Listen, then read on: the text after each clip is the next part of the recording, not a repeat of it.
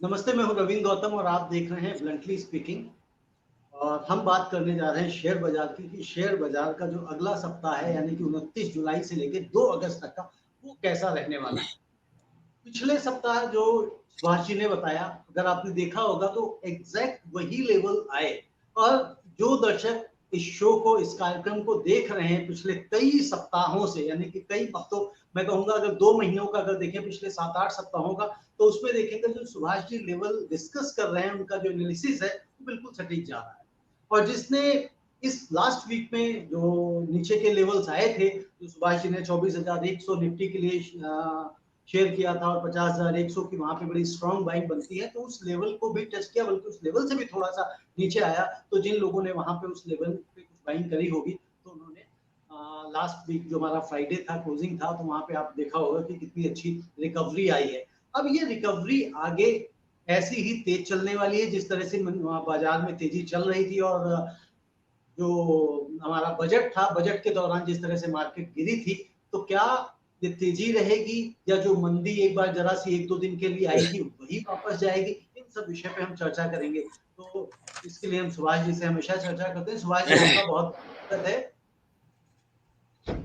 धन्यवाद रविंदर जी। मेरा सभी व्यूअर्स को भी बहुत बहुत नमस्कार जो मुझे सुभाष जी, फॉलो एक कर। तो आपसे चर्चा हम करेंगे कि भाई बाजार कैसा रहा, लेकिन उससे पहले आप बाहर घूम के आए हैं बाकू, और मुझे लग रहा है मौसम का भी थोड़ा सा असर आपके ऊपर आ गया है।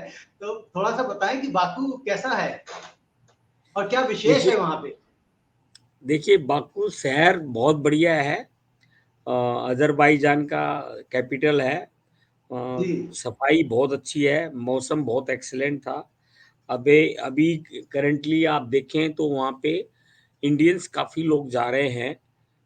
वहाँ पे क्राइम रेट भी कम है, साफ अच्छा, सुथरा क्राइम रेट। सिटी है, मॉडर्न सिटी है। खाने पीने के लिए अच्छी व्यवस्था है, होटल्स की व्यवस्था ठीक है, देखने के लिए कई पॉइंट्स हैं। और 3-4 डेज 5 डेज के लिए बहुत बढ़िया टूरिस्ट प्लेस है, मैं कह सकता हूँ। टूरिस्ट तो डेस्टिनेशन है। वो आप वहां गए थे क्या, अग्नि मंदिर जो है वहां पे? हाँ जी। अग्नि मंदिर है जो बाकू में, वहां गए थे क्या? हाँ जी, गए थे जी वहाँ पे। वहाँ वहां पे किस तरह जैसे सिल्क रूट से जो लोग जाते थे वो वहीं ठहरते थे।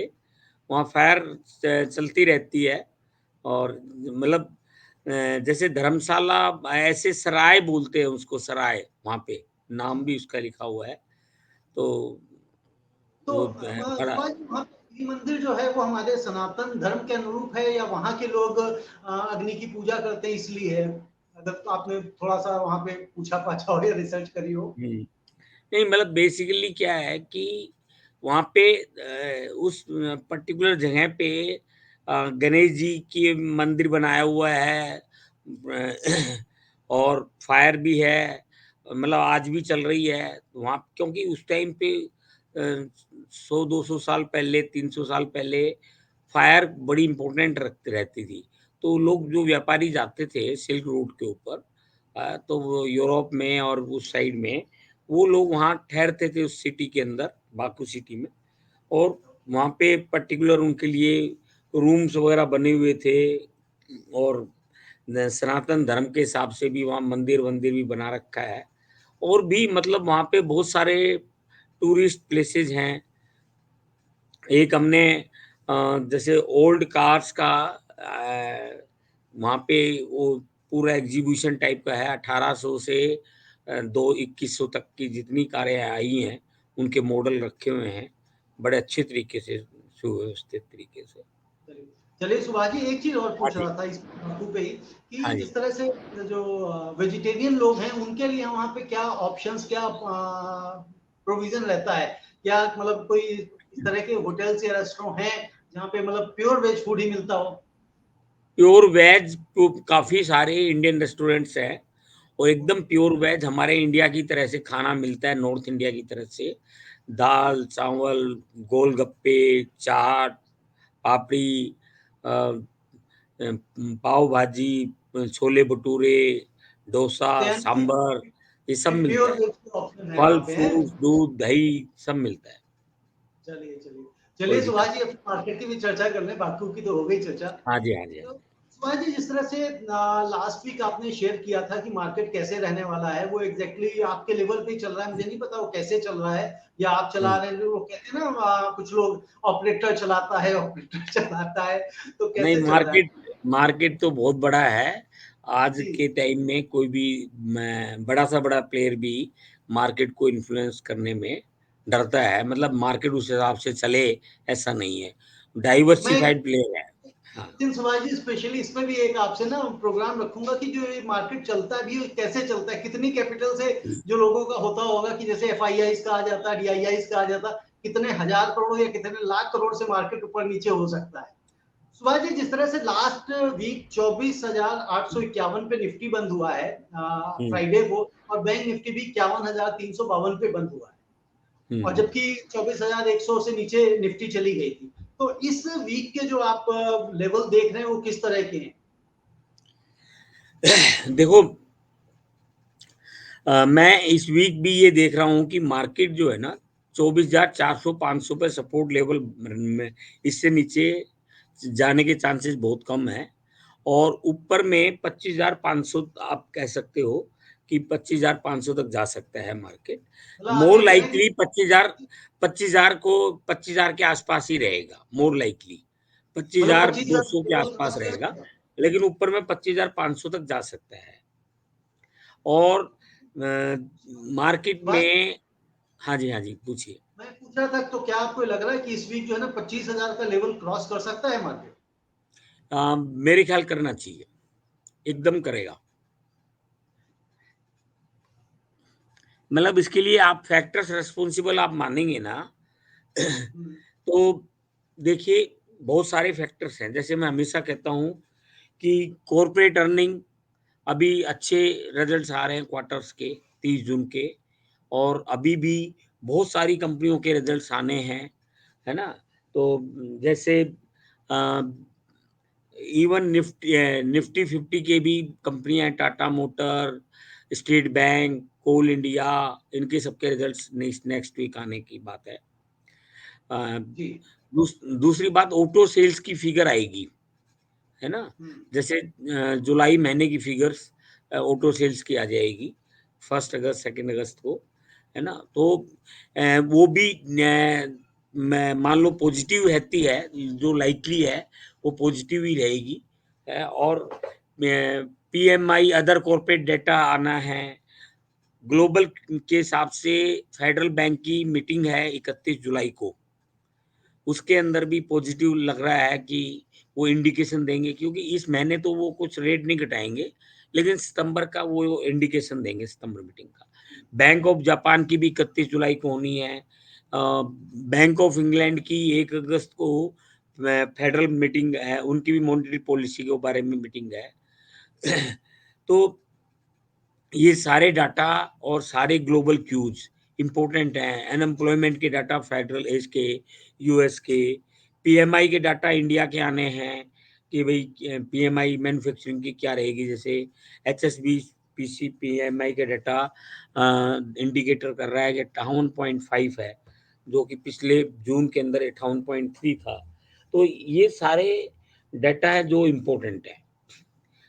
और बजट के अंदर जो फ़ोकस था, जैसे पहले प्रोडक्शन लिंक्ड इंसेंटिव फ़ोकस था, अब employment linked incentive ELI, PLI से ईएलआई पर फ़ोकस हो गया है। कैपिटल एक्सपेंडिचर वही 11.11 लाख करोड़ जो इंटरिम बजट में था, वही सेम रखा है, लेकिन रूरल फ़ोकस कर दिया है। रेलवे में एलोकेशन बढ़ा दिया है। तो कंजम्पशन रूरल डिमांड बढ़ेगी, कंजम्पशन बढ़ेगा। तो ये डोमेस्टिक की बाइंग जो फिगर है, हालाँकि एफपीआई की सेलिंग रही है 4-5 हज़ार करोड़ इस वीक, लेकिन 8,000 करोड़ से ऊपर डोमेस्टिक इंस्टीट्यूशंस की बाइंग रही है। ये भी एक पॉजिटिव फैक्टर था मार्केट बढ़ने का। और जैसे मैंने बताया कि शॉर्ट टर्म में मार्केट हमारे को बजट के बाद 3-4 दिन गिरा, फ्राइडे को बढ़ गया। क्योंकि जो शॉर्ट टर्म फैक्टर हैं, जो डायरेक्ट फैक्टर है, लो हैंगिंग फ्रूट है, वो उनको नज़र नहीं आया क्योंकि capital gain tax, long term capital gain tax बढ़ा दिया, short term capital gain tax बढ़ा दिया, रियल एस्टेट के ऊपर इंडेक्सेशन बेनिफिट विड्रॉ कर लिया। तो ये कुछ नेगेटिव थे। एफ&ओ ट्रांजैक्शंस के ऊपर एसटीडी बढ़ा दिया, प्रीमियम पे एसटीडी बढ़ा दिया।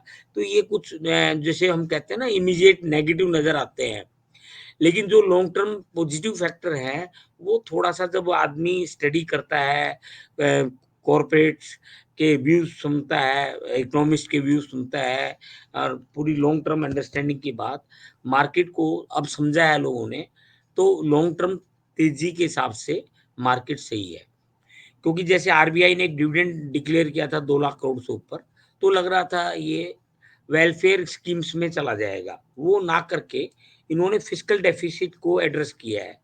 4.9% टारगेट रखा है, जो 70 पैसा कोरस्पॉन्डिंग ईयर ऑफ ईयर से कम है। लास्ट ईयर के बजट से 5.7 था लास्ट ईयर फिस्कल डेफिसिट, जो अब 5.6 था, जो अब 4.9% रखा है। और 2026 के लिए 4.5% फिस्कल डेफिसिट का टारगेट रखा है। तो कुछ ऐसी चीजें हैं जो कि ये बहुत लॉन्ग टर्म पॉजिटिव। रेलवे के अंदर 35%, 40% लोकोमोटिव्स का, ये वैगन और लोकोमोटिव्स के इंजन्स वगैरह के लिए एलोकेशन बढ़ाया है। यानी बिहार और आंध्र प्रदेश इनके कैपिटल प्रोजेक्ट्स के लिए पैसा दिया है। स्टेट गवर्नमेंट को पैसा दिया है कि 1.5 लाख करोड़ रुपए तक आप लोन ले सकते हो जीरो इंटरेस्ट पे। तो ये कैपिटल प्रोजेक्ट्स के लिए, तो इससे लॉन्ग टर्म कैपिटल एलोकेशन करा है। तो ये बजट की कुछ खास बातें हैं जो मैंने डिस्कस किया। हालांकि अब 23 जुलाई काफी पीछे रह गया है, तो बताइए ठीक मैंने। है, हाँ जी। लेकिन फिर भी कर रहे हैं तो शेयर मार्केट बाजार के ऊपर तो उससे बजट का भी इस पे जो असर पड़ने वाला उसका दर्शकों को जानना भी जरूरी है। तो सुभाष जी, जिस तरह से आपने निफ्टी के लेवल बताए, लोवेस्ट लेवल क्या आपने बोला कहां तक जा सकता है इस वीक? देखिए 24,400 मैं कह रहा हूँ लोवेस्ट टच कर सकता है, इससे नीचे ओके, जाना नहीं चाहिए। हाँ इससे जी। नीचे नहीं जाना चाहिए, और अगर ऊपर चला गया, आप जैसा कह रहे हैं कि 25,000 क्रॉस करने के मतलब बहुत हाई चांसेस मोर है, लाइकली 25,100-200 के अराउंड रहेगा, लेकिन 25,500 इंट्राडे में टच कर सकता है। इंट्राडे में टच कर सकता है। और बैंक निफ्टी का क्या लेवल रहने वाले हैं? देखिए बैंक निफ्टी 51,296 के करीब मेरे ख्याल क्लोज हुआ था, तो ये 50,800 तक नीचे जा सकता है और 52,200 तक ऊपर जा सकता है। 50,800 से लेके 52,200 का ही लेवल उसमें क्योंकि है ना? बैंक निफ्टी में वोलेटिलिटी ज्यादा है, कुछ ट्रेंड बियरिश भी बनता है, कुछ ट्रेंड बुलिश भी बनता है। तो दोनों, इसलिए मैं 50,800 बॉटम पे देख रहा हूँ, है नहीं, और 52,200 टॉप पे देख रहा हूँ इस तो week. Subhash ji, bank Nifty ने तो आई थिंक 53,000 क्रॉस करके कुछ हाई बनाया था, मुझे एग्जैक्ट वो लेवल ध्यान नहीं 53,300 ऊपर जा चुका है, 53,300 ऊपर जा चुका है। तो ये जैसे जो निफ्टी है, निफ्टी तो अपने जो लाइफ टाइम हाई का लेवल है वहां तक पहुंच रहा है, बैंक निफ्टी क्यों नहीं पहुंच रहा? बैंक देखिए निफ्टी में बैंक मंथली कमजोर। बैंक निफ्टी में तेजी ज्यादा आ गई थी पहले, वो अब डिस्काउंट हो रही है। एकदम तो सडन पहले स्पट आ गया था। हाँ, तो जो कि फंडामेंटल के हिसाब से उतना नहीं बैठ रहा था, क्योंकि मैंने एक बार आपको बताया था कि बैंक निफ्टी ये एकदम सडन स्पट आया है, और 8 वीक से कंटिन्यूअस मार्केट बढ़ रहा है, निफ्टी और बैंक निफ्टी। जी हालांकि अभी मैं तो अभी और तेजी बता रहा हूँ, नेक्स्ट वीक में तेजी है। एक तो ये था कि बजट 3-4 दिन, बजट के बाद जो मार्केट गिरा 3-4 दिन, वो फ्राइडे को सब कवर हो गया, और आगे बुलिश सेंटीमेंट बना हुआ है। तो अभी मार्केट में घबराने की कोई जरूरत नहीं है। इन्वेस्टर जब भी नीचे मिले मार्केट के अंदर तो बाइंग बनती है, बैंक निफ्टी बाइंग, में भी और निफ्टी के अंदर भी। और बिल्कुल आप ठीक बात देखो, है।